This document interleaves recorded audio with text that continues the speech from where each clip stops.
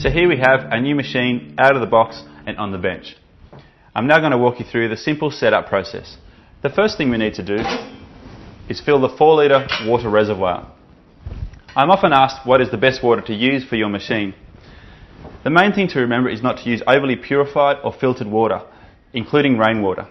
This will have a negative effect on the machine.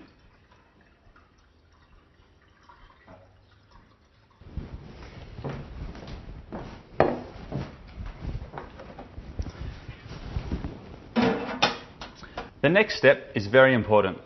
Once you have filled the water reservoir, you are now able to turn the machine on. On the on-off switch, be sure to turn it to position 1 first. You will hear the pump activate, which fills the boiler. Once it finishes, you are now able to turn it to position 2, which will activate the element. While the machine is heating up, I'd like to talk you through some more of its features. The handle here we call a group handle. This is the filter basket here.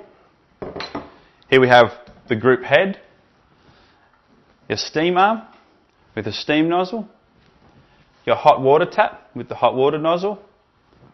The lever here activates the brewing cycle. You pull up to brew your espresso and you push it down to release. On the top left hand corner of the machine you have your pressure gauge, which is your boiler pressure, and on the top right hand of the machine you have your pump pressure gauge. On the top of your machine there are 3 lights. The top right hand side there is a green light indicating the machine is on. The light to the left of that, when it is on, indicates your water reservoir is empty. On the top left hand side of the machine the light will turn orange when the element is on. I'd now like to help you understand the importance of a grinder. You've brought yourself a fantastic home espresso machine. I'd like to encourage you to purchase a comparable grinder. The reason for this is freshly roasted coffee only lasts about 3 weeks. Freshly ground coffee only lasts about 10 minutes. This is why we need to grind our coffee immediately before brewing our espresso. We're moments away from brewing great espresso.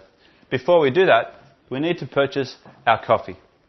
So, where do we purchase our coffee and what do we look for? There are 2 things to consider. Number 1, you're buying whole beans because we've got a grinder. And number 2, to look for a roast date on the bag and not a use by date.